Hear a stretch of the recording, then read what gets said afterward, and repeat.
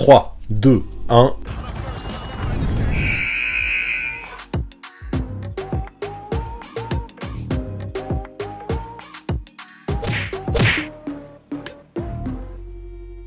Salut à tous, comment ça va en ce mercredi? Vous commencez à avoir l'habitude, le mercredi, à chaque fois, ça part en best-of de live, en best-of du live du lundi, en mode Crystal Ball. Et là, forcément, comme prévu, après avoir étudié la conférence Est la semaine dernière, aujourd'hui je m'attaque à la conférence Ouest. L'idée ce sera de parler des équipes, les 15, et d'imaginer un petit peu leur fin de saison, pour voir à quelle place elles vont se classer d'ici la fin de cet exercice. Ça permettra à la fin, après en avoir débattu avec vous, de faire notre bracket de playoff, pour voir quel duel il y aura au premier tour, et ça me hype sacrément. Alors on ne perd pas plus de temps, et c'est parti! Quel sera le bracket de la conférence Ouest pour les playoffs NBA 2022? Aujourd'hui, on va faire le point sur les équipes de la conférence Ouest. On va prendre le classement de la conférence en partant par la fin, et on va essayer de voir quelles sont les chances de play-off de toutes ces équipes, et surtout voir à quelle place elles peuvent se classer d'ici la fin de la saison. Pour ça, c'est simple, je vais vous présenter chaque team, l'une après l'autre, vous parler de la saison en cours, ce qu'elles ont fait, des espoirs qu'elles peuvent avoir aussi pour la suite, et vous demander de voter à chaque fois pour voir où vous les situez dans vos pronostics. Ça permettra en toute fin de live de publier votre bracket, à vous, de la conférence Ouest, en mode clou du spectacle bouquet final, pour voir qui va se qualifier en play-off et surtout quelle confrontation il pourrait y avoir, en partant par le play-in bien évidemment. Donc ceux qui ont vu la vidéo de la semaine dernière sur la conférence Est connaissent le principe. Pour faire ça, on va essayer d'étudier tout plein de choses, comme la place actuelle évidemment, la dynamique actuelle, la dynamique de l'équipe, le niveau de l'effectif, l'alchimie, les blessés ou encore la difficulté du calendrier, parce que ça peut être important.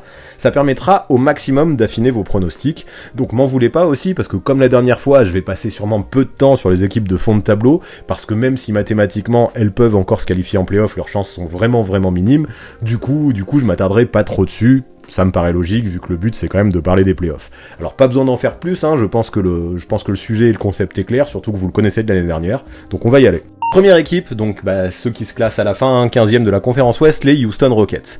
Bon, dès le début de saison à Houston, les objectifs étaient clairs et ressemblaient à un gros tank. C'était parti pour le tanking. Sur les 17 premiers matchs, il n'y a eu qu'une seule victoire à Houston, donc les résultats étaient vraiment à la hauteur de ses ambitions, j'ai envie de dire.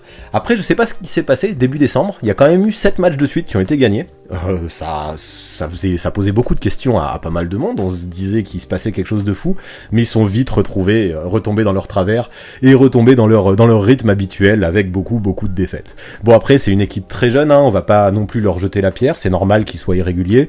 Perso, je suis très content de la saison rookie d'Alperen Sengun, et Jalen Green monte sacrément en puissance aussi en fin de saison, il a peut-être mis un peu de temps, mais cette fin de saison qu'il fait, là, Jalen Green, je la trouve convaincante. Je trouve également, et ça j'en ai déjà parlé dans un live sur les arrières, qu'on parle peu d'Eric Gordon, pourtant il assure vraiment dans son rôle de vétéran.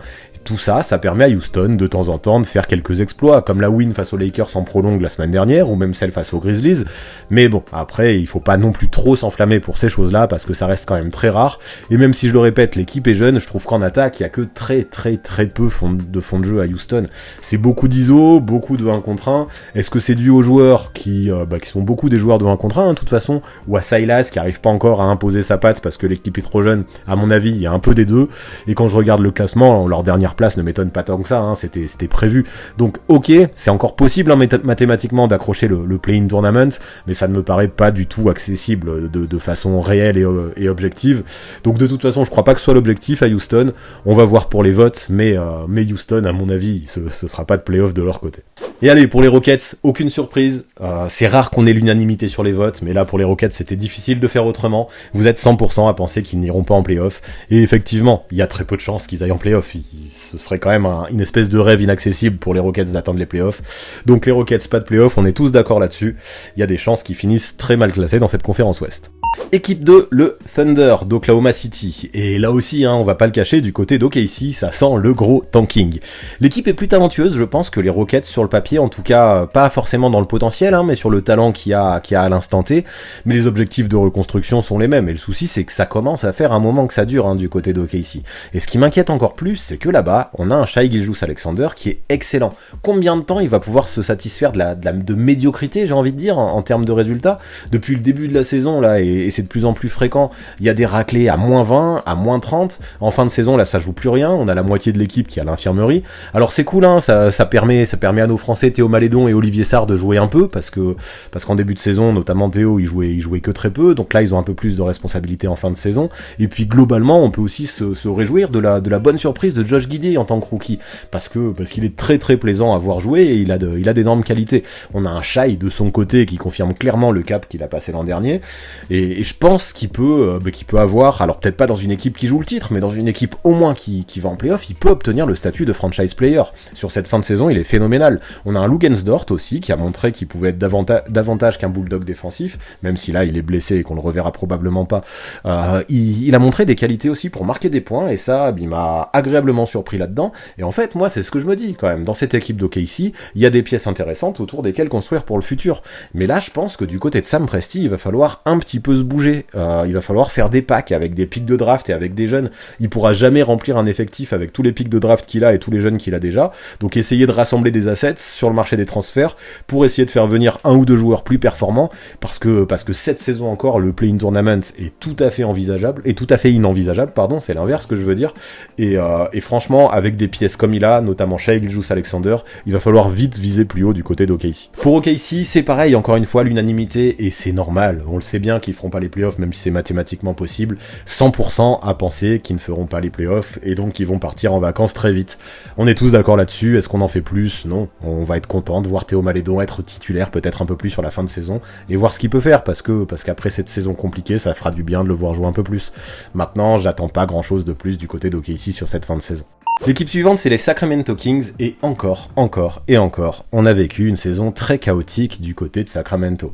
Par contre, enfin, j'ai envie de dire, on a fait une croix sur Luke Walton, et on a bien compris que chez les Kings, on gagnerait pas avec lui en tant que coach. Enfin, aussi, on a décidé de transférer certains arrières pour essayer de rééquilibrer l'équipe au niveau des postes. Alors bien sûr que les pertes de Haliburton, surtout Haliburton, moi que j'adore, et Buddy Hield peuvent être embêtantes, c'est des joueurs de qualité, ils le montrent tous les soirs à Indiana. Cependant, les rotations sur leur poste, elles commençaient à être bouchées, encore plus avec la draft de Davion Mitchell. Alors c'est pas si mal d'avoir renforcé le secteur intérieur avec un Domantas Sabonis, même si Richaun Holmes, qui fait de bonnes choses dans l'ombre, en a fait un peu les frais de cette arrivée de Domantas Sabonis. Mais moi, ce qui me dérange, c'est que même en début de saison, cet effectif avait des ambitions. Il y a de vrais joueurs de qualité dans ce roster.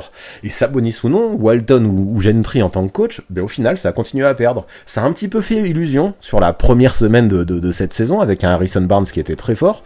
Mais là, on se rend bien compte que cette saison, encore une fois, à Sacramento, n'est pas à la hauteur. On a un De'Aaron Fox qui fait des très bonnes stats, mais dans le vent. Un Harrison Barnes qui est très complet, qui fait ce qu'il peut, mais on voit bien que ça suffit pas. Les éléments sont là, mais Alvin Gentry, pas mieux que Luke Walton, j'ai envie de dire, n'arrive pas à les assembler, même avec l'arrivée de Sabonis. De toute façon, cette saison, elle est déjà foutue. Ça a beau jouer très très très vite et essayer de mettre des points faciles en attaque et sur transition, la défense est catastrophique, mais catastrophique à Sacramento. Donc j'espère rien du tout pour les Kings cette année. Et pourtant, j'avais eu un petit espoir avec l'arrivée de Sabonis, mais là, on voit que ça change pas grand-chose. Donc là, pour l'instant, là, c'est vrai que j'ai pas annoncé, mais tout ce que vous voyez ici, c'est le calendrier restant. Donc en fait, il va y avoir un road trip en plus de ça à gérer. On voit qu'au classement, même si mathématiquement c'est possible, c'est chaud. À mon avis, on pense déjà à la saison prochaine du côté des Kings, et peut-être que la quête d'un nouveau coach devrait bien être au cœur des préoccupations, parce que cet effectif, je pense qu'il a vraiment des qualités. Ok pour Sacramento, là on n'est pas sur une unanimité, mais quand même une grosse majorité, parce que vous êtes 87% à penser qu'ils n'auront pas en playoff, et 13% à penser qu'ils peuvent quand même tenter d'accrocher le play-in. Alors pourquoi pas? Moi je pense que c'est déjà trop tard pour ces Kings, malheureusement, même si, comme je disais, niveau talent offensif, il y a de quoi faire, mais défensivement, à mon avis, c'est trop chaud. Et donc, ouais, moi, j'aurais voté pas de playoff aussi, mais vous êtes 13% à y croire, et pourquoi pas, si vous êtes des fans de Sacramento, j'espère de tout cœur qu'ils y arriveront, parce que si vous êtes des fans de Sacramento, ça doit faire déjà quelques années que vous êtes tristes, quoi. On enchaîne avec les San Antonio Spurs. Bon, clairement, on va pas le cacher, en termes de résultats, la saison est compliquée dans le Texas, mais c'est aussi ce qui était attendu, de toute façon. Avec les départs de mecs de cadres comme DeMar DeRozan, comme Lamarcus Aldridge, lui qui était parti en cours de saison dernière, comme Rudy Gay, comme Patty Mills aussi, qui sont partis cet été, ont tourné clairement une page à San Antonio.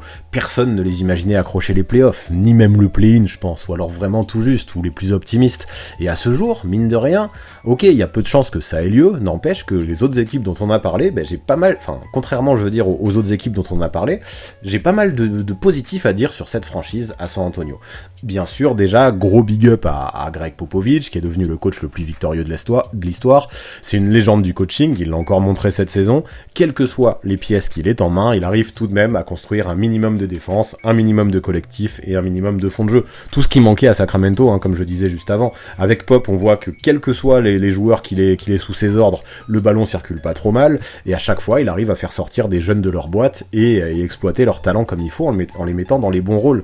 Cette saison, on a un Dejounte Murray, par exemple, qui fait partie des favoris pour le MIP, qui a obtenu sa première étoile All-Star. Le mec tourne quasi à un triple-double par match, et il score de plus en plus. C'est très fort, et plus la saison avance, et plus ses stats deviennent folles. Et je veux faire vraiment un gros shoot-out aussi à Keldon Johnson, qui se transforme lui aussi en énorme scoreur en fin de saison. Franchement, moi, ces deux-là, c'est aussi les deux que j'ai mis sur la petite image des Spurs, là. Mais ils me plaisent, et j'ai hâte de voir leur avenir. Après, en plus de ça, ils sont pas seuls, dans les jeunes, on a du Devin Vassell, du Jakob Poeltl, du Lonnie Walker. Tous ont trouvé un rôle avec Pop, et tous ces jeunes ont prouvé qu'ils avaient un certain potentiel. Bien sûr, ça deviendra peut-être pas tous des stars, il y en a peut-être aucun qui deviendra une superstar, mais ça peut devenir vraiment des joueurs de grosse valeur, parce qu'ils ont une vraie intelligence de jeu des deux côtés du terrain, et ça c'est quelque chose qui m'a vraiment plu cette saison à San Antonio. Alors clairement, là aussi, mathématiquement c'est possible, mais je pense que ce sera chaud d'atteindre le play-in, l'équipe est sûrement pas expérimentée, mais si l'objectif de la saison c'était de faire percer des jeunes et obtenir quelques wins pour commencer à les mettre dans un climat de victoire, pas un climat de tanking, je trouve que c'est réussi. Après, malgré le potentiel que tous ces joueurs ont, je pense qu'il faudra plus pour espérer viser vraiment haut les saisons prochaines.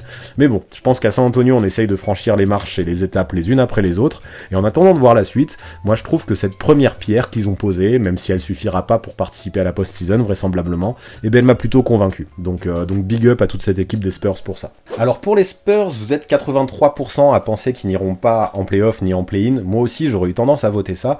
Et 17% à penser qu'ils accrocheront le play-in. Et c'est vrai que tout n'est pas perdu du côté des Spurs. Comme je disais, il y a quand même beaucoup de talent, beaucoup de potentiel. Et mathématiquement, on voit qu'ils sont pas si loin. Ils sont qu'à 2 wins des Pelicans qui actuellement sont 10e. Donc mathématiquement, c'est tout à fait possible. Ils peuvent faire un gros coup en fin de saison avec tout le talent qu'ils ont. Pourquoi pas.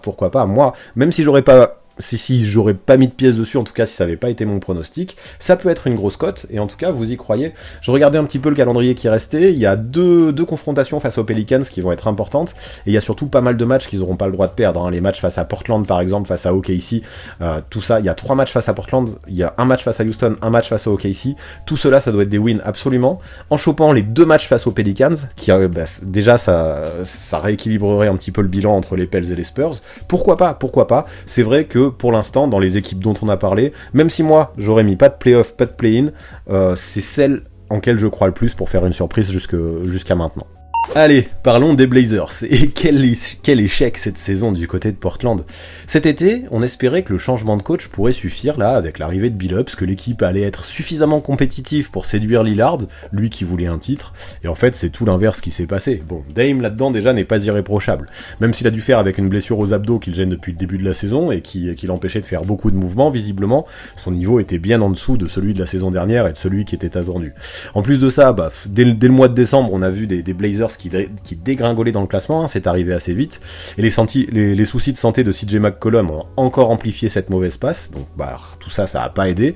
Du coup, à la deadline, on a mis un grand coup de balai, on a transféré McCollum, justement, là je viens d'en parler, mais aussi Norman Powell, donc vraiment des joueurs de valeur de Portland, on a fait une croix sur eux, parce que je pense que les dirigeants se sont rendus compte d'un truc, et puis fallait pas être Einstein pour s'en rendre compte, mais pour construire une équipe compétitive, il fallait tout d'abord dégager de la masse salariale, parce qu'on avait des Blazers qui étaient complètement bloqués d'un niveau financier.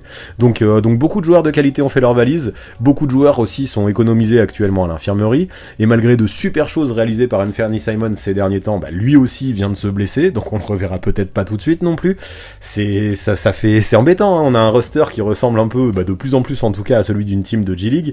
Heureusement qu'on a un Josh Hart qui là, depuis 2-3 matchs, essaye de porter sa team sur son dos. Moi vous le savez, c'est un ancien de Villanova, un joueur que j'aime beaucoup, mais qu'est-ce que ça me fait de la peine de le voir jouer avec des coéquipiers qui ont un niveau si compliqué en tout cas en ce moment. Donc normal et logiquement et normalement, on voit que Portland enchaîne les défaites. Alors c'est vrai, hein, dans le classement, si on regarde, ils sont pas si loin du play-in. Ok, en plus de ça, malgré le petit road trip qu'ils vont avoir dans les prochains jours, ils ont l'un des calendriers les plus simples et les plus ouverts de la ligue. Donc quand on voit ça, on se dit pourquoi pas. Mais regardez le nombre de joueurs sur la liste des blessés, regardez l'état actuel de l'effectif, regardez la dynamique actuelle qui est super mauvaise, et on voit que les objectifs des Blazers de toute façon c'est pas la victoire là, ça va être de descendre le plus possible au classement. Donc je vois pas vraiment comment on pourrait espérer quoi que ce soit cette saison, ou en tout cas sur cette fin de saison du côté de l'Oregon. Pour les Blazers, vous êtes 88% à penser qu'il n'y aura pas de playoff, mais quand même 12% à penser que sûrement Josh Hart va porter l'équipe sur son dos et emmener Portland jusqu'en play-in. Moi franchement ok, hein, mathématiquement c'est possible, mais les Blazers en play-in cette saison, j'y crois pas une seconde. Maintenant, j'espère pour les fans de Portland que je me trompe complètement, mais la dynamique est trop mauvaise et l'effectif pose trop de questions actuellement pour imaginer quelque chose à mon sens. La suite commence à être bien intéressante avec les New Orleans Pelicans. Là, vraiment, on commence à évoquer des teams qui, encore aujourd'hui, là, à ce moment-là de la saison, ont un minimum d'ambition. Là, c'est vraiment dommage, je trouve, qu'on ait CJ McCollum et Brandon Ingram qui aient manqué des matchs dernièrement, parce que depuis la deadline et depuis l'arrivée de McCollum, je trouve que la dynamique des Pelicans est super intéressante. Pourtant, c'était pas gagné, hein, et le début de la saison était vraiment pas à la hauteur des attentes. J'ai comme l'impression que toutes les incertitudes autour du retour ou pas de Zion Williamson, toutes les interrogations que ça a créé, ça a créé une mauvaise ambiance un petit peu, une mauvaise dynamique dans ce groupe. Cette équipe savait pas vraiment à quoi s'attendre, et je trouvais que Brandon Ingram était bien seul. La grève des Devonte Graham a pas forcément prise au poste 1, et tout ça, ça a pas aidé les Pelicans à gagner beaucoup de matchs. Bon, là, ça recommence à parler du retour de Zion, on verra ce que ça donne. Moi, j'y crois pas trop, je pense qu'il y aurait pas trop d'intérêt à le refaire revenir cette saison, mais bon, sait-on jamais. Et je me dis que peu importe, parce que même sans Zion, si on prend tout le reste de l'équipe au complet, je trouve que c'est effectif et compétitif. On a Brandon Ingram qui réalise une super saison, on n'en parle pas du tout assez à mes yeux. On a un CJ McCollum, comme on l'a dit, qui est génial depuis son arrivée à Nola. Un Jonas Valanciunas dans la raquette qui est capable de faire de gros dégâts, notamment offensivement. J'aime aussi énormément ce qu'apporte le rookie Herb Jones. Alors clairement, il y a Jackson Hayes aussi que j'aime bien à l'intérieur. Donc clairement, ça joue pas le titre, hein, mais attention, ces Pels peuvent surprendre. Et des victoires contre les Suns, le Jazz ou les Lakers récemment sont bien là pour appuyer ce constat. Donc pour moi, les objectifs sur cette fin de saison, ils sont quand même évidents. Choper un max de win pour se classer à la meilleure place possible en vue du play-in, quoi. Donc faut juste espérer, je le répète, que Brandon Ingram et CJ McCollum reviennent le plus vite possible, parce que ce qu'ils apportent rend l'équipe ultra dynamique. Et puis comme je disais, hein, même si j'y crois pas, qui sait, si on rajoute un Zion, peut-être que l'équipe peut sortir du play-in et s'écrire quelques belles lignes. On sait jamais, hein, mais tout est possible. Autant les Pelicans peuvent ne pas se qualifier en play-in, notamment si McCollum et Brandon Ingram mettent trop de temps à revenir, autant imaginer, hein, tout est imaginable, avec un retour de Zion, ils peuvent faire une surprise. En tout cas, le calendrier restant me semble assez accessible. Ça va dépendre, hein, mais quand je regarde là, ça me semble assez accessible. Il va falloir assurer à domicile parce qu'il va y avoir quelques grosses équipes à domicile, mais pareil, ils vont avoir des matchs qui n'auront pas le droit de perdre, hein, notamment contre Portland et contre les Spurs. C'est pareil, on en parlait pour les Spurs. Et attention à la fin, Memphis et Golden State, ça peut être ces deux matchs qui sont décisifs, donc peut-être espérer pour les Pelicans que ces deux équipes aient déjà leur classement acté et qu'ils fassent pas jouer tout le monde en vue des playoffs. Un peu de load management pourra peut-être faire du bien aux Pelicans. Pour les Pelicans, vous êtes 79% à penser qu'ils iront en play-in, donc très bien, on verra à quelle place ils se situent à la fin, voir si une majorité, on verra si c'est plutôt 7, 8, 9 ou 10, en fonction des votes pour les autres équipes. Vous êtes 17% à penser qu'ils n'accéderont pas aux playoffs, et ça c'est vrai que en fonction des blessures ça peut être quelque chose d'envisageable, et 4% de très optimistes qui pensent qu'ils vont faire une fin de saison de fou furieux et atteindre les places 4, 5 ou 6. Mathématiquement c'est possible, ça va être chaud, mais 4% de très optimistes, mais on voit que voilà, la majorité, moi j'aurais rejoint la majorité. Les Pels, je pense que c'est pour eux le play-in tournament, à moins qu'ils se fassent chipper la place par les Spurs, qui apparemment, selon vous, sont les favoris derrière les Pels pour atteindre ces places 7, 8, 9 ou 10. Voici les Los Angeles Lakers. Alors si on veut parler de déception, les Lakers ont probablement carrément la palme. Bon, maintenant, je veux pas non plus trop remuer le couteau dans la plaie. Ils sont déjà assez critiqués tout le temps dans les réseaux, et l'absence de Anthony Davis, qui se blesse une fois tous les 2 matchs, j'exagère à peine, fait vraiment du mal à cette équipe, quoi. Bon, maintenant, même quand il a été là cette saison, j'ai eu du mal à le trouver aussi tranchant qu'il peut l'être, le mono-sourcil. On a un Westbrook aussi, sur qui on tire à boulet rouge, hein, et je peux le comprendre, parce que c'est sûr qu'il a des responsabilités à endosser, mais je suis pas certain qu'il soit hyper bien utilisé. Et ouais, j'essaye de trouver des excuses, parce que je suis persuadé qu'il reste un bon joueur, mais pourtant il n'arrive pas à exprimer son talent pour l'instant à Los Angeles. Moi, ce qui me dérange, en fait, c'est... On parle beaucoup des stars, on parle beaucoup de Westbrook, on parle beaucoup de Vogel, tous vraiment ont leurs responsabilités, mais ce qui me dérange moi vraiment, et vous l'avez peut-être vu dans ma vidéo sur les Lakers qui est sortie il y a quelques temps, en tout cas sur LeBron James qui est sorti il y a quelques temps, c'est le supporting cast qu'il y a autour. On a un Melo, ok, qui montre de belles choses, mais l'équipe semble vraiment trop âgée, elle semble à bout de souffle, trop de vétérans, ça tue le vétéran quoi, ça manque de folie, ça manque d'âme. Depuis février il y a eu que 5 victoires je crois, c'est bien trop peu, c'est beaucoup trop peu. Heureusement que là on a un LeBron qui se surpasse en ce moment, le mec vient de réaliser 2 matchs à 50 points ou plus là dans des victoires, ça se voit, hein, il a activé le mode Terminator, après il a 37 ans, il peut pas faire ça tous les soirs. Ça suffit pour éviter que les Lakers se noient complètement et soient hors course pour les playoffs. Mais le truc, je me dis par contre, c'est que cette équipe, au vu de son âge moyen, ça aurait été pas mal qu'elle se repose un petit peu avant une potentielle post-season. Et là, va pas trop falloir espérer ça, parce que chaque match va devenir très très très important. Maintenant, c'est vraiment difficile, je trouve, et on verra ce que vous en pensez au sondage, c'est vraiment difficile de prévoir quoi que ce soit avec ces Lakers, parce que ils peuvent gagner contre tout le monde, ils peuvent perdre contre tout le monde. Donc un passage par le play-in, là, au vu de leur classement actuel et au vu du retard qu'ils ont déjà sur les Clippers, paraît presque inévitable. Le calendrier me semble très compliqué en plus, c'est le plus compliqué de la ligue, hein, si on regarde le site Tankathon, qui fait une formule mathématique en fonction du bilan des équipes restantes. Alors le repos, clairement, a priori, c'est pas pour tout de suite pour LeBron, qui va devoir continuer dans son mode Terminator, et ce sera le seul moyen d'aller en play-in et d'essayer d'en sortir, sachant que si on veut sortir du play-in, il va falloir même viser les places 7 et 8 plutôt que les places 9 et 10. Ok, pour les Lakers, vous êtes 89%, et c'est ce qui semble le plus certain, hein, mathématiquement, donc 89% à dire qu'ils vont passer par le play-in, donc ils se qualifieront quand même en play-in, donc ils limiter la casse, mais ils seront pas assez performants sur la fin de saison pour atteindre les playoffs directement. Vous êtes quand même 7% à penser qu'ils finiront sur les places 4, 5 ou 6, donc ils vont faire une grosse saison pour éviter le play-in, et donc remonter sur les Clippers et sur Minnesota, même si ça va quand même être chaud et qu'il va falloir s'accrocher vu le retard qu'il y a déjà, et 4% à penser qu'ils vont complètement choke et même pas accrocher le play-in. Donc on verra ça. Ce qui semble le plus cohérent et le plus évident pour cette fin de saison des Lakers, c'est le play-in, et c'est ce que vous avez voté en majorité, vu que vous êtes quand même 89% à avoir voté pour ça. La suite avec l'autre équipe de Los Angeles, les Clippers, qui sont désormais loin devant les Lakers, hein, et qui aurait pensé ça, sachant que Paul George et Kawhi Leonard allaient manquer Kawhi Leonard toute la saison et Paul George les 3/4 de la saison. Donc cette équipe, moi je trouve qu'on parle peu d'elle, mais je pense qu'il faut donner du crédit aux joueurs qui sont encore là, mais aussi à Tyronn Lue. Franchement, je le répète, hein, mais vous pensez que beaucoup de teams auraient réussi à rester performantes en passant la majorité de la saison sans Paul George et l'intégralité de la saison sans Kawhi? Moi perso, quand j'ai appris que ces deux-là allaient manquer autant de temps, j'y croyais absolument plus.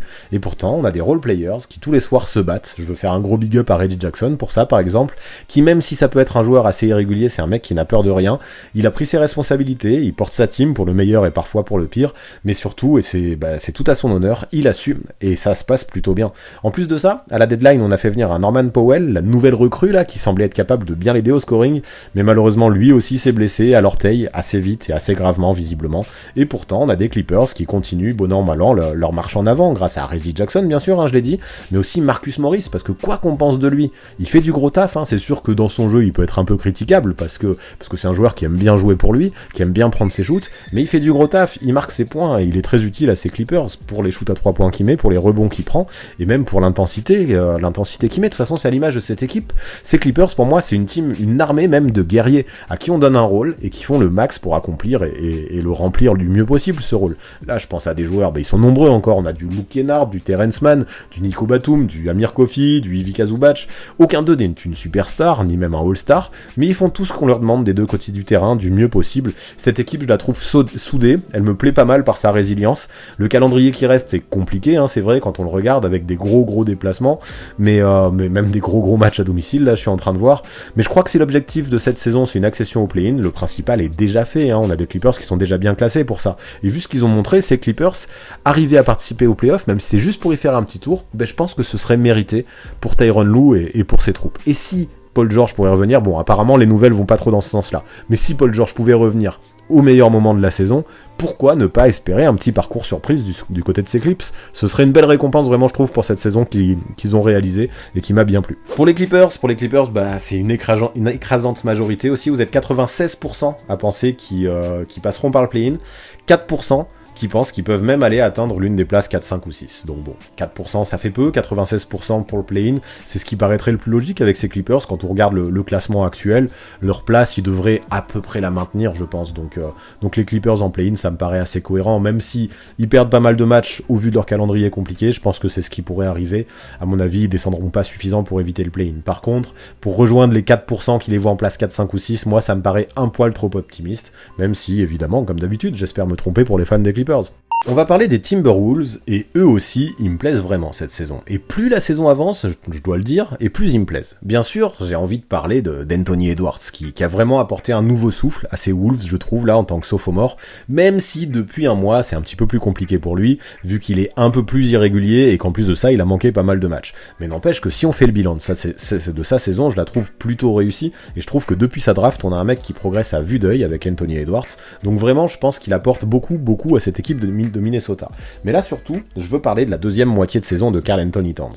Je trouve qu'en termes de leadership, on a un gars qui a passé un cap, qui est devenu un mec très mature, qui arrive à bien driver ses coéquipiers, qui donne l'exemple, et je trouve tout simplement que là, il fait une saison de superstar, je le trouve plus investi des deux côtés du terrain, je le trouve plus vocal, et surtout, je trouve que jamais il n'a aussi bien mis les mots en application que cette saison. Donc gros chapeau bas à lui, franchement, ça faisait longtemps que j'attendais ça de sa part, et là, il le montre, il arrive à porter Minnesota vers la win, donc bravo, il a un gros volume de jeu, il pèse sur tout un match, tous les matchs, pas forcément en mettant des points, mais dans tous les secteurs où il y a besoin, et il peut mettre les gros shoots clutch quand il y a besoin. Donc il a été joueur de la semaine il y a une semaine, et ça c'est vraiment pas volé. On peut ajouter à ça aussi un D'Angelo Russell, qui lui aussi fait une belle fin de saison, que ce soit dans le shoot ou le playmaking, j'apprécie ce qu'il apporte, malgré un début de saison un peu plus compliqué, je trouve que lui aussi trouve de plus en plus sa place dans ce collectif de Minnesota, donc pareil, c'est tout à son honneur. Et depuis qu'il a demandé au public de Minneapolis de faire plus de bruit là, en disant s'il vous plaît là, restez debout jusqu'à ce qu'on marque un panier parce qu'on a besoin de soutien, et ben le public l'a fait, et on sent que il est redevable par rapport à ce public, et je trouve qu'il donne encore plus, il le leur rend bien, donc pour tout ça, bravo à D'Angelo Russell. Parlons aussi de Malik Beasley dans son rôle d'électron libre un peu, même si c'est aléatoire ce qu'il peut apporter, ça marche plutôt bien. Et quand il met 11-3 points comme il l'a fait l'autre jour face à OKC, eh ben ça marche encore mieux. Il y a de belles révélations aussi je trouve, même s'il y a un peu un trou derrière Karl-Anthony Towns à l'intérieur, si on regarde l'effectif, eh ben on a quand même des joueurs de rôle comme Naz Reid, comme Jared Vanderbilt, comme Jaden McDaniels. Ils ont tous montré de bonnes choses à un moment donné de la saison dans leur profil, et en vrai, moi si je fais le bilan quand même dans tout ça, et peut-être qu'on en parle pas assez, mais on n'en parle pas assez selon moi, je trouve que l'arrivée de Patrick Beverley a apporté plus que ce qu'on pense. Il a instauré une culture défensive, alors pas tout seul, mais il a apporté ça, une culture de la win, une culture de guerrier, et cette équipe des Wolves, au final, je m'y attendais pas, mais je la trouve très sympathique à voir jouer. Le calendrier restant est compliqué, c'est vrai, mais peu importe, je trouve que la dynamique est trop excellente depuis le break, pour me dire que là, cette saison, le play-in c'est un minimum, et pourquoi pas espérer plus. Si je disais que les Clippers méritaient de faire quelque chose de bien sur la fin de saison, je trouve que c'est encore plus mérité pour les Wolves, ou au moins autant mérité pour les Wolves, vu ce qu'ils montrent jusque-là. Pour les Minnesota Timberwolves, vous êtes 53% à penser qu'ils passeront par le play-in, donc ils finiront sur les places 7, 8, 9 ou 10, et les 47 autres pensent qu'ils peuvent accéder aux places 4, 5 ou 6. Et franchement, il y a moyen de remonter sur Denver peut-être, ça va peut-être être chaud, mais pareil, j'aurais hésité entre les deux. Le calendrier est pas évident, mais allez, franchement, je pense que moi aussi, j'aurais peut-être mis une petite piécette sur les Wolves, qui évite le play-in.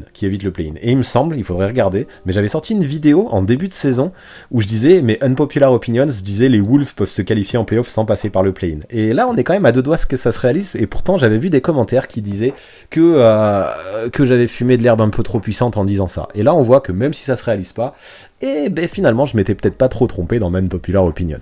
Voici les Denver Nuggets. À Denver, cette saison, on parle énormément de Nikola Jokic. Et à juste titre, le mec est candidat à sa propre succession pour le trophée de MVP, et c'est plus que logique. Même si les Nuggets, bien sûr, ne font pas partie des top teams à l'ouest, et en même temps c'est compliqué, vu les blessures importantes qu'ils ont connues, on peut quand même féliciter Nikola Jokic pour son impact. Tout passe par lui à Denver, il pèse dans tous les secteurs, et dès qu'il sort 5 minutes pour souffler un petit peu, ça se ressent direct dans le jeu des Nuggets, c'est flagrant. Par contre, même si évidemment il faut énormément féliciter, énormément applaudir Nikola Jokic, je trouve injuste de ne pas critiquer, de ne pas critiquer, mais de ne pas créditer un minimum les autres. Même si le Joker donne cette impression parfois qui domine tout, bah dans le basket en fait on gagne pas seul, même si c'est vrai qu'il a quand même quasiment gagné des matchs à lui tout seul. Et si beaucoup profitent clairement des caviars de Jokic, mais il faut souligner qu'ils savent les mettre leur shoot. En défense, en plus de ça, c'est le secteur dans lequel le pivot n'est pas le meilleur, hein, même s'il est au-dessus de la moyenne, il est au moins average, je pense. On a certains gars qui assurent bien. On a Aaron Gordon, que j'adorais critiquer, mais qui me surprend cette saison plutôt dans le bon sens, qui se fait discret, mais qui se fait efficace. À côté de ça, on a un Monte Morris, un Jeff Green, un Austin Rivers, un Bones Hyland, et j'en passe. C'est sûr, c'est pas des superstars ces gars-là, mais ils font des choses très intéressantes. Et tous ces gars, je les trouve très très très importants, eux aussi, dans le collectif des Nuggets, pour jouer autour de Nikola Jokic. Donc respect à Mike Malone, qui a su leur donner un rôle à tous, et ça, c'est ultra important à mes yeux.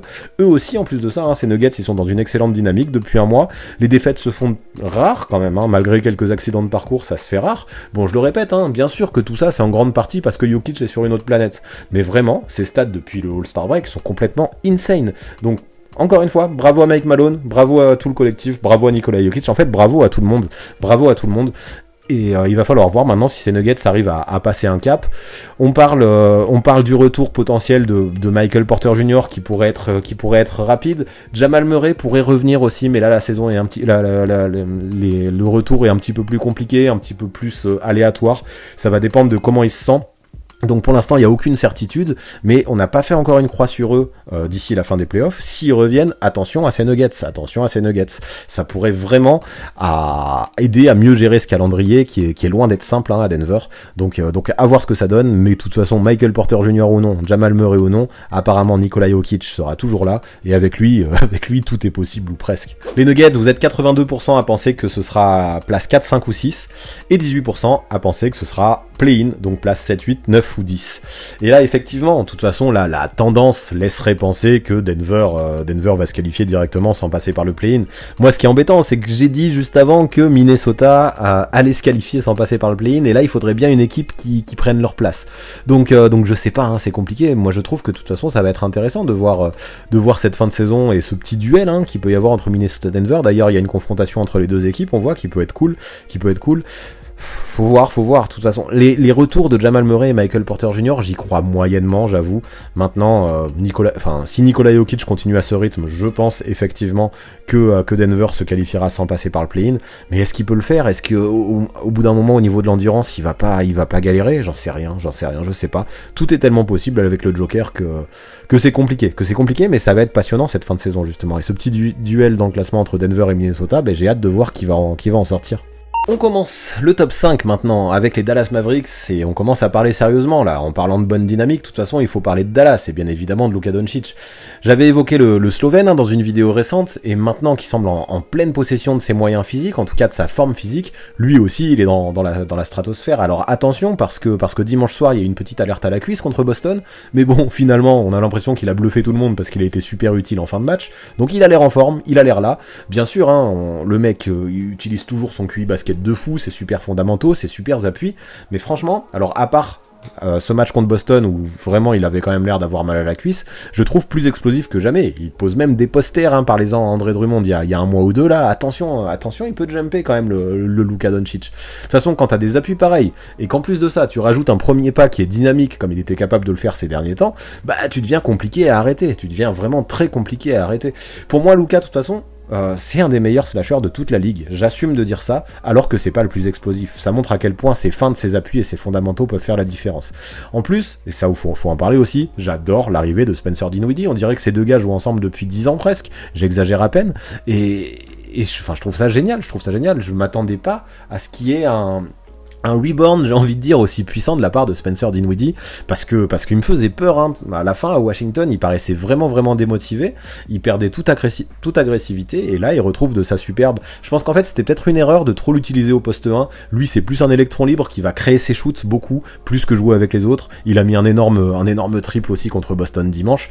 Il apporte tout ce qui manquait à Luka au scoring et à la création. Et ce que j'aime bien, c'est qu'il a le profil assez adéquat, je trouve. C'est pas non plus une superstar qui a besoin d'avoir le ballon tout le temps, Sauf que, parce qu'avec une superstar, Luka, je sais pas encore comment ça peut se passer, mais il peut, justement, en étant un peu plus dans l'ombre, faire tout ce qu'il faut et tout ce qui manquait à ces Mavericks. Donc c'est cool. Donc là, bien sûr, le Slovène fait encore beaucoup de choses, mais cette présence de Dinwiddie le soulage dans beaucoup de secteurs. J'aime aussi, je vais pas parler que de Dinwiddie, j'aime aussi bien sûr l'impact de Jalen Brunson, hein. Cette saison, il a passé un vrai cap, il joue très intelligemment, et après, autour de ces trois-là, c'est à peu près simple, hein, à part les intérieurs, mais c'est autour de ces trois-là, vu la gravité qu'ils engendrent, on a mis un maximum de shooters. On a même eu Bertans qui est arrivé là à la deadline. Bon, il est un peu en galère depuis quelques saisons au niveau de l'adresse, mais bon, c'est quand même un shooter pur, hein. De toute façon, il sert surtout à ça. Ça augmente encore plus cette situation de mecs qui attirent la défense et de gros shooters à l'extérieur. Si on peut mettre un ou deux rebondeurs à l'intérieur, c'est parfait, comme un Dwight Powell ou un Boban, même si Boban il peut pas jouer très longtemps. Peut-être que c'est un petit peu le point faible de cette équipe, hein, le secteur intérieur. Mais jusque là, ça fonctionne plutôt bien, même si ça peut donner l'impression que le jeu de Jason Kidd est un peu stéréotypé. Mais si ça marche, pourquoi pas? On en oublie presque la blessure de Tim Hardaway Jr., même on oublie vraiment cette blessure parce qu'il faisait pas une bonne saison. On en oublie complètement le départ de Porzingis, qui lui faisait une bonne saison. Et puis vu qu'on a des mecs comme Reggie Bullock, comme Dorian Finney-Smith, ou même Frank Ntilikina, quand il joue, là il joue de moins en moins quand même, mais avec tous ces mecs-là, je me rends compte que ça défend mieux que jamais à Dallas, mieux que jamais. Ça gagne, et c'est normal vu le jeu qu'il pratique des deux côtés du terrain. Même Doncic, il s'y est mis à défendre, je l'ai jamais vu aussi performant en défense. Et tout ça, on n'en parle pas assez à mes yeux de cette défense des Mavericks, parce qu'il suffit de regarder les stats, hein. Ils ont quand même le 5e meilleur defensive rating de la ligue. Tout ça, ça pèse. Donc là, il suffit de regarder le classement pour se rendre compte qu'ils sont très bien. Ils sont très proches de la 4e place et de l'avantage du terrain. C'est très serré avec Utah. Ils ont une dynamique qui est excellente, malgré la défaite surprise là il y a quelques jours face aux Knicks. Et leur calendrier, je le trouve quand même plutôt accessible. Du coup, je sais pas vous, mais moi je compte vraiment sur eux en cette fin de saison. Pour les Mavs, pareil, hein, vous êtes une grosse majorité à penser qu'ils vont rester là où ils sont dans le classement, parce que vous êtes 91% à penser qu'ils seront entre les places 4 et 6. 9% d'optimistes à penser qu'ils peuvent remonter jusqu'à 1, 2 ou 3. Pourquoi pas, mais je pense quand même que ça va être chaud, vu l'écart qu'il y a quand même entre Golden State et Utah, donc entre la 3e et la 4e place. Par contre, je pense qu'il peut y avoir une vraie guéguerre pour l'avantage du terrain entre Utah et Dallas, dans la mesure où, en plus de ça, il y a un affrontement entre les deux, hein, qui aura lieu à Dallas. Tout ça, ça va être cool. Après, il y a quand même des gros matchs, hein. Les matchs face à Minnesota, va falloir les gagner pour Dallas, s'ils veulent pas que Minnesota revienne, des déplacements à Milwaukee, un déplacement à Philadelphie. Le calendrier est pas simple, donc il y aura pareil, des matchs qu'il faut pas perdre, je pense au Houston à domicile notamment, le déplacement à Washington, tout ça faut pas le perdre, à Détroit faut pas le perdre, Portland, San Antonio pour finir, faut pas les perdre, donc ça ce sera important s'ils veulent toujours revendiquer l'avantage du terrain. J'ai hâte de voir ce petit duel face à Utah, moi perso. On arrive désormais dans les équipes qui ont actuellement l'avantage du terrain, si la saison s'arrêtait maintenant, et on commence avec l'équipe qui se classe numéro 4, à ce jour, le Utah Jazz. Et là, de toute façon, hein, on le voit, plus ça va, plus on passe aux choses sérieuses dans ce live, et ça me plaît beaucoup, et obligatoirement, le Jazz, faut parler d'eux. Bon, après, ok, quand on pense à la saison dernière, on pourrait être déçu, l'équipe ne domine pas l'Ouest en finissant premier, comme c'était le cas l'an dernier. Ok, faut le dire aussi, ça défend un peu moins bien, mais attention, mine de rien, parce que déjà, on a Donovan Mitchell et Rudy Gobert qui ont manqué beaucoup de matchs, et regardez l'attaque aussi, en fait. Regardez l'attaque, on n'en parle pas assez. L'équipe a toujours le meilleur offensive rating de la ligue, et c'est toujours celle qui met le plus de 3 points par match. Grosse dédicace à Bojan Bogdanovic pour ça, par exemple, parce que je trouve qu'il fait une excellente saison, et il est complètement en feu depuis quelques semaines. C'est sûrement parce qu'il joue dans un petit marché qu'on parle peu de lui, mais je le trouve génial. Je le trouve génial à voir jouer, là, je me régale à voir jouer ce vétéran qui n'est pas qu'un shooter, hein, et qui a lui aussi de vrais fondamentaux et un vrai QI basket. J'espère juste que sa blessure à la jambe, là, n'est pas trop grave. A priori, c'était du day-to-day. J'espère juste qu'on va avoir des bonnes nouvelles sur Bojan Bogdanovic. Ça, j'ai pas eu les dernières infos, mais a priori, pour l'instant, rien de trop grave. Parce que, ouais, il est trop important dans le dispositif de Snyder. Donc ouais, c'est aussi, il faut noter Utah, là, j'ai vu passer ça, c'est l'équipe qui a eu le meilleur bilan du mois de février. Donc ça montre qu'il y a une bonne dynamique. Bon, depuis le mois de février, il y a eu quelques défaites évitables, notamment une assez importante, hein, face aux Mavs, on en parlait juste avant. Donc dans la course à l'avantage du terrain, ça peut être important. Mais je trouve qu'on dort quand même pas mal sur eux. Le Jazz, à mon avis, ça reste une team qui est toujours très sérieuse, qui joue un basket très cohérent, avec un Quinn Snyder qui est toujours un très bon coach et qui peut mettre le feu à tout le monde quand les shoots rentrent. Alors ça s'est vu dernièrement. Alors ok, cette saison, c'est vrai qu'il me déçoit un petit peu, Jordan Clarkson, parce que je l'ai trouvé un petit peu irrégulier et il pouvait retomber un petit peu dans ses travers et sa mauvaise sélection de shoot de son début de carrière. Mais il peut aussi prendre des méga coups de chaud, comme ça a été le cas ce week-end où il a dépassé les 40 points. Là, j'ai vraiment vraiment retrouver le Jordan Clarkson qui était le meilleur 6e homme de l'année dernière. Donc attention aussi à Clarkson, si lui aussi est en train de monter en puissance, attention aussi à Utah, attention à Utah. Et puis on en parle peu aussi, mais je trouve que le banc s'est amélioré, parce que malgré la blessure et le départ de Joe Ingles, qui m'a fendu le cœur, hein, et comme beaucoup, ça je l'ai compris, mais bon, ça fait partie du jeu, hein, la NBA c'est le business, je trouve qu'on parle pas assez de l'apport de gars comme Hassan Whiteside ou Rudy Gay. Dans leur rôle, je les trouve très très bien. Hassan Whiteside, je pensais pas qu'il ferait une si bonne rotation à Rudy Gobert. Je m'étais un petit peu blasé par rapport à lui, j'attendais plus grand chose de lui, et franchement, je trouve que même quand Gobert a été blessé, il a bien pris le relais, donc bravo à Whiteside pour ça. J'aime aussi beaucoup l'apport de Royce O'Neal dans le travail de l'ombre, dans le côté un peu homme à tout faire, même si évidemment il va pas exploser les feuilles de stats. Son rôle, je trouve essentiel, que ce soit en défense ou même dans le playmaking, attention, parce que Royce O'Neal a aussi un rôle dans le playmaking à Utah. Donc ok, là la fin de saison va être longue, la fin de saison va être compliquée, le calendrier est difficile, on va pas le cacher. Cependant, je trouve que Utah, pendant cette saison, n'a jamais été aussi bon qu'en ce moment même, alors eux aussi j'ai envie de compter un minimum sur eux. Utah, vous êtes 85% à penser qu'ils finiront en place 4, 5, 6, donc a priori qu'ils vont pas monter par rapport où ils sont actuellement, vu qu'ils sont à la place 4, et 15% qui pensent qu'ils peuvent faire un bon run en fin de saison, vu que leur dynamique est excellente. Maintenant, attention, ils ont quand même déjà un petit peu de retard sur Golden State. Golden State, on va en parler juste après, qui va retrouver ses blessés. Effectivement, moi je pense que ça peut être un peu juste pour imaginer les places 1, 2, 3, mais 4, 5, 6, clairement, c'est un minimum en tout cas pour Utah, et plutôt 4 que 6 d'ailleurs, je pense. On passe au top 3 maintenant, avec les Golden State Warriors. Alors eux, dernièrement, là, en termes de dynamique, c'est vrai que c'est pas ouf. Ils avaient fait un début de saison sur les chapeaux de roue, et ils étaient constamment en bisbille avec les Suns pour choper la première place, et peu à peu, on l'a vu, on a des Warriors qui ont chuté dans les classements. Longtemps, ils se sont retrouvés, bon, au début, c'était premier, deuxième avec Phoenix, après, ils étaient clairement deuxième, et maintenant, les voilà clairement troisième. Et pour ça, on pourrait accuser Stephen Curry, je l'entends souvent, beaucoup disent que depuis qu'il a battu son record à 3 points, c'est plus le même, c'est juste, mais c'est pas tout à fait exact, à mon avis, il n'en est pas le seul responsable. Parce que pour moi, le vrai souci là, ces derniers temps, ça a été l'absence de Draymond Green. Tout le monde ne fait que parler de son impact défensif, et c'est vrai qu'en début de saison, il était en course pour être le meilleur défenseur de l'année, mais on se rend pas assez compte à quel point il est utile offensivement dans le playmaking.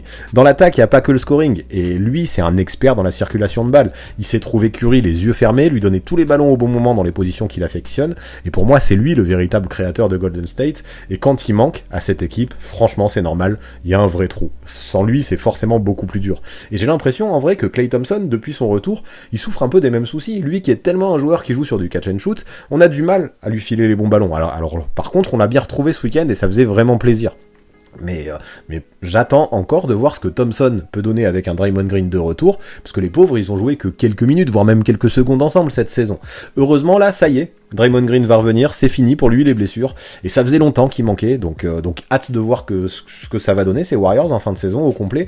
En parallèle, on a vu, en fait c'est difficile, on a vu un Jordan Poole qui avait fait un bon début de saison, qui a galéré un petit peu, il réalise de très bonnes perfs encore, hein, mais à moins de façon constante qu'en début de saison. C'est vrai qu'il doit s'adapter à son nouveau rôle en sortie de banc, maintenant qu'il y a Klay Thompson, mais là, tant mieux, parce que ces dernières semaines, il était clairement on fire, et lui aussi, il est en train de se faire à son rôle, donc attention vraiment, si cette équipe revient au complet, que Jordan Poole s'est fait à son rôle en sortie de banc, ça peut faire pas mal, ça peut faire du mal, Maintenant, je veux parler de Wiggins qui me déçoit un petit peu, je le trouve un peu moins bon offensivement depuis le All-Star Break, il est vraiment dans le dur, son adresse semble un peu s'être envolée, peut-être aussi que lui souffre de l'absence de Draymond Green, mais j'attends qu'il se ressaisisse, parce qu'il a été titulaire au All-Star Game, donc maintenant il a quand même un statut à revendiquer et à assumer, donc je pense que tout ce que je viens d'évoquer, ça peut expliquer un petit peu la dynamique compliquée des Warriors, à mon sens. Surtout l'absence de Draymond Green. Et là, ils ont eu 5 défaites de suite après le All-Star Break, c'est sûr que ça a un petit peu piqué dans le classement. De toute façon, c'est assez évident. Cette équipe, pour l'instant, sans Green, elle manque de taille. Bon, Green revient là, lundi soir. Cette équipe, elle manque de taille, elle manque de défense à l'intérieur, elle manque de présence au rebond. Le fait que Wiseman n'ait pas encore fait un seul match cette saison n'arrange rien. Bon, lui aussi, il est sur le retour, il a même fait un match en G-League, donc ça va revenir. Mais attendons de voir ce que ça va donner avant de s'enflammer totalement au sujet de Wiseman, parce qu'à mon avis il va lui falloir encore du temps, et ça s'est vu dans sa saison rookie, il a besoin de prendre de l'expérience en NBA, donc même s'il revient, je sais pas s'il pourra avoir un gros rôle en playoff. Bon, maintenant stop, j'ai l'impression que je suis que dans le négatif. Et cette équipe, il faut le noter, c'est que Green ou pas, c'est toujours la meilleure défense de la ligue en termes de defensive rating. Je trouve aussi que les absences et les blessures, ça a permis de faire de belles révélations. Là, je pense notamment à Gary Payton II, à Jonathan Kuminga, à Moses Moody. Là, on a 2 rookies qui grandissent à vue d'œil en cours de saison. On parle peu d'autoporteurs aussi, et je trouve qu'il apporte tout plein de choses importantes avec sa polyvalence. Donc, et son intelligence de jeu aussi, ça commence à être un joueur expérimenté, tout ça c'est pas mal. Maintenant, quand je regarde le calendrier, je me rends compte que c'est pas simple du tout. Mais Golden State semble avoir pas mal d'avance sur Utah et Dallas déjà, et vu que Draymond Green, ça y est revenu, il y a beaucoup de choses qui pourraient se régler rapidement si ça veut bien cliquer assez vite. Donc j'ai vraiment hâte de voir cette team au complet, pour voir ce qu'on pourra vraiment espérer d'eux en playoff. Pour vous, les Warriors à 68%, ça finira dans les 3 premières places. Par contre, vous êtes 32% à penser que le retour de Green ne va pas suffire et qu'ils vont continuer à chuter, continuer dans leur mauvaise dynamique et perdre cette avance qu'ils ont sur Utah et Dallas, parce que vous êtes 32% à penser qu'ils finiront en 4, 5, 6. Pourquoi pas, moi je suis quand même plus optimiste, comme je disais, avec le retour en forme de poule, le retour de Green, peut-être le retour de Wiseman, même si ça c'est pas le truc sur lequel je compte le plus. Je pense pas qu'ils descendent si bas, malgré aussi la difficulté du calendrier. Maintenant, faudra voir, et peut-être que même si Green revient, ça peut mettre longtemps à recliquer, et c'est peut-être ce que pensent les plus pessimistes concernant les Warriors. Let's go les Memphis Grizzlies. Donc eux, c'est la sensation de la saison. Et plus la saison avance, et plus c'est le cas. Ils sont 2e à l'ouest là, alors que beaucoup, moi y compris, pensaient qu'en début de saison, ils lutteraient pour le play-in. Et là, c'est un truc de grand malade. 2e à l'ouest, à une quinzaine de matchs de la fin de la saison. Donc gros bravo à eux. Déjà évidemment, faut donner un énorme crédit à Ja Morant pour tout ça. Le mec, il réalise une saison calibre MVP. Il progresse chaque année depuis qu'il est en NBA. Et c'est juste devenu l'un des meilleurs meneurs de toute la ligue. Dire qu'on rigolait quand il se vantait d'être dans le top 5 des meneurs il y a quelques mois, honte sur nous d'avoir ri de ça, parce que aujourd'hui, il fait clairement partie du top 5 meneur de cette saison. De toute façon, il est comme ça, Ja Morant. Il est jamais aussi bon quand il a des choses à prouver. Et là, cette année, il a coché toutes les cases. Le mec, il est super, mais super agressif. C'est un monstre quand il s'agit d'attaquer le cercle. Malgré sa taille, c'est celui qui met le plus de points dans la peinture dans toute la ligue. Et t'as beau mettre un monstre devant lui, t'as beau mettre une montagne devant lui, il aura pas peur de lui dunker dessus. C'est fou. Le mec est flashy, volontaire, exigeant. Il est très attachant, mais surtout, il est super performant, que ce soit dans le scoring et même dans le playmaking. Et là, c'est tout Memphis qui en profite. Donc, par contre, ce serait injuste de ne parler que de lui, même si ça fait envie, tellement il y a de hype et de buzz autour de Ja Morant.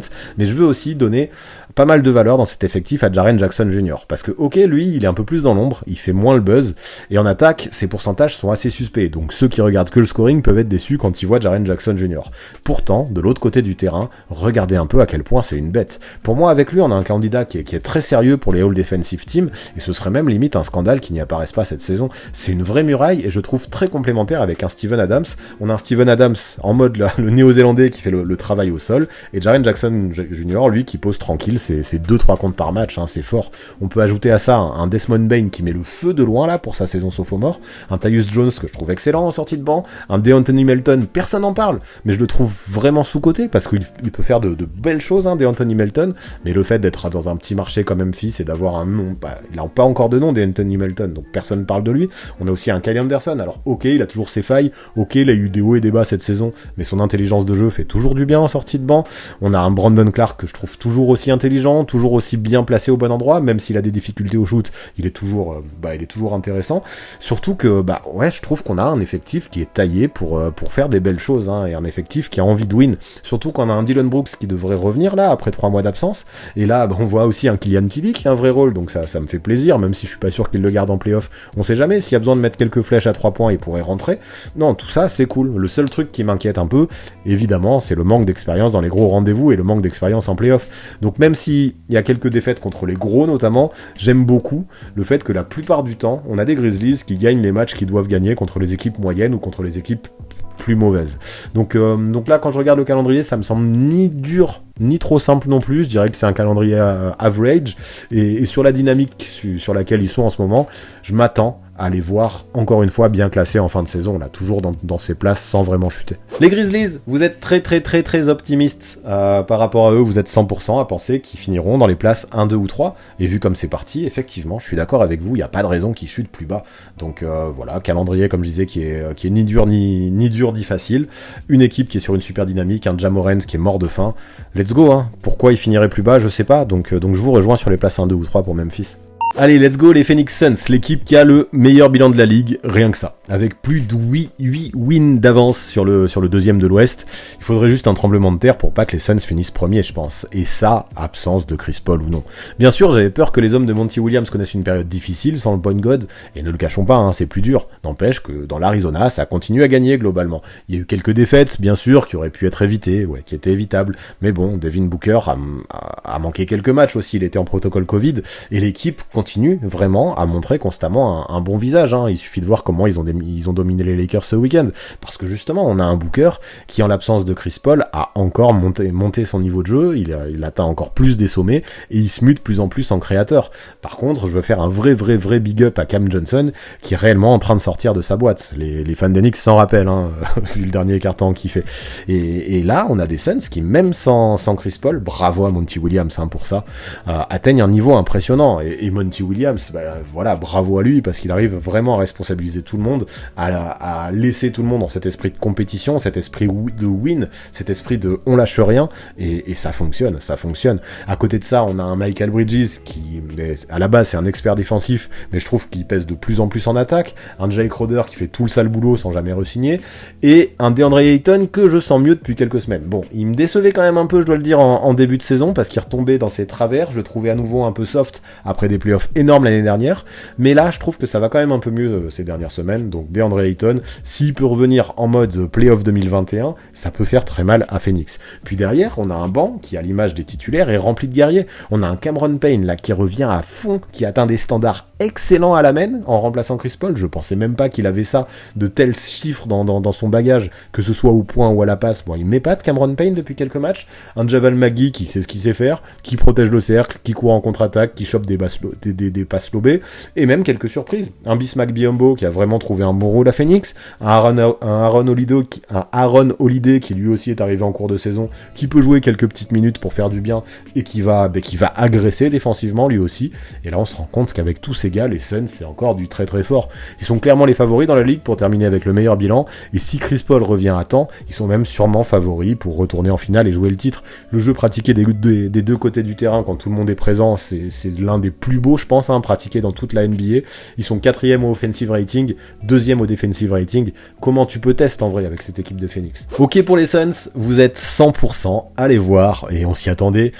Dans les places 1, 2 ou 3, donc comme Memphis, 100%. Par contre, il y a eu plus de votes pour les Suns, donc bon, ils vont finir premiers, hein, et on s'y en doutait, dans le bracket qu'on va faire juste maintenant.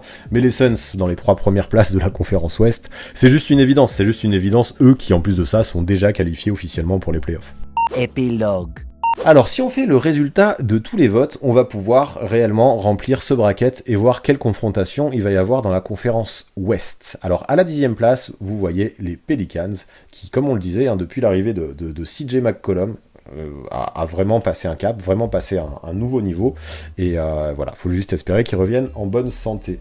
Les Lakers en 9e, quelle déception pour eux de finir si bas, mais on voit que là, il va falloir qu'ils gagnent 2 matchs, hein, s'ils finissent à ce moment-là, enfin s'ils finissent 9e, ça veut dire qu'ils doivent gagner 2 matchs pour pouvoir participer aux playoffs, mais ce sera la mission des Lakers, de se qualifier pour les playoffs, malgré le parcours du combattant qui les attend.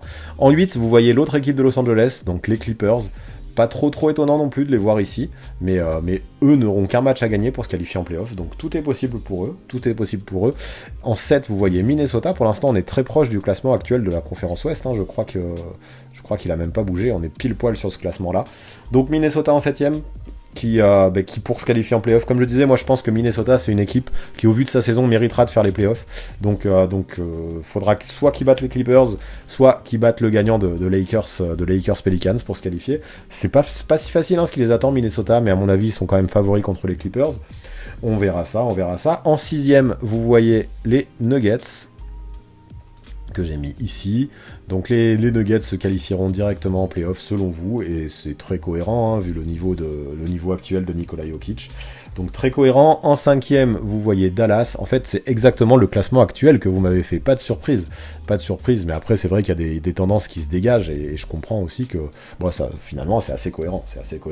En 4ème, Utah. Donc ça nous ferait un premier tour Utah-Dallas qui pourrait être très intéressant. Donc on place Utah ici. Hâte de voir ce match-up là, s'il arrive.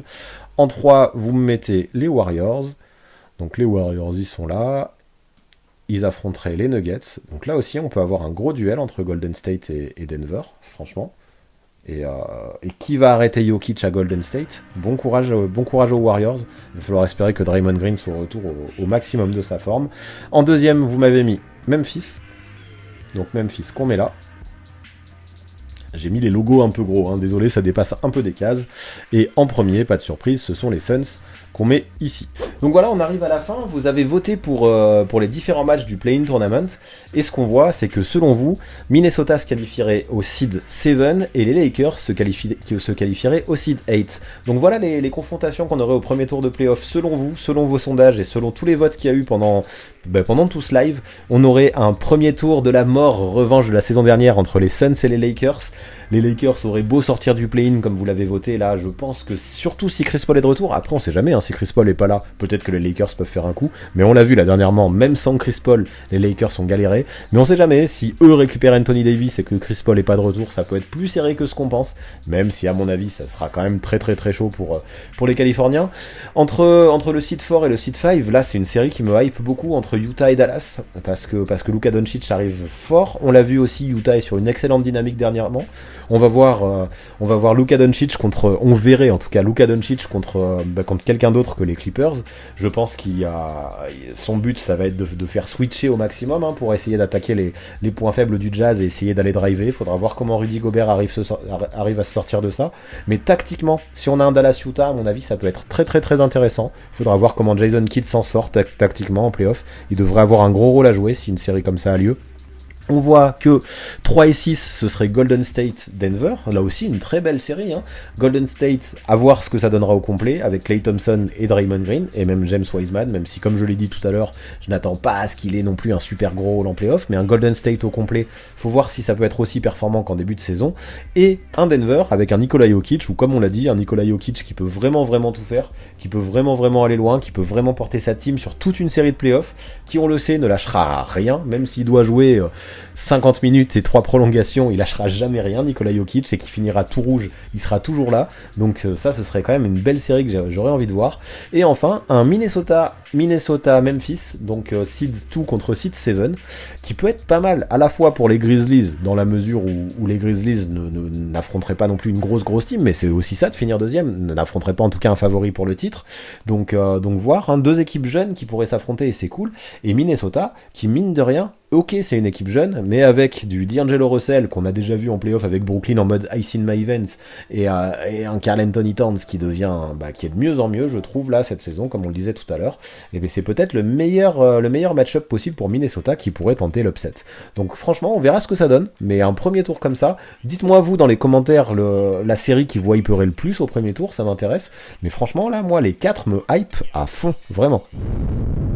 Voilà pour ce qui est des playoffs et de la conférence Ouest, voilà pour ce qui est de ce nouveau Crystal Ball. Alors est-ce que ça vous a plu? Est-ce que vous êtes d'accord avec ce classement final? Et si tout devait se passer comme on a essayé de le prévoir avec la communauté, quelle serait l'affiche du premier tour qui vous hyperait le plus? Dites-moi tout ça en commentaire, histoire que j'évalue les tendances un peu, ça me fait toujours autant kiffer. De toute façon, vous le savez, le mieux pour suivre ça, ce sera d'avoir le NBA League Pass en vous abonnant avec mon lien que vous trouverez dans la description, qui vous permettra de tout suivre pour moins de 55 € pour la fin de la saison et les playoffs. Un truc comme ça pour voir autant de NBA, c'est juste un truc lunaire, un truc d'extraterrestre.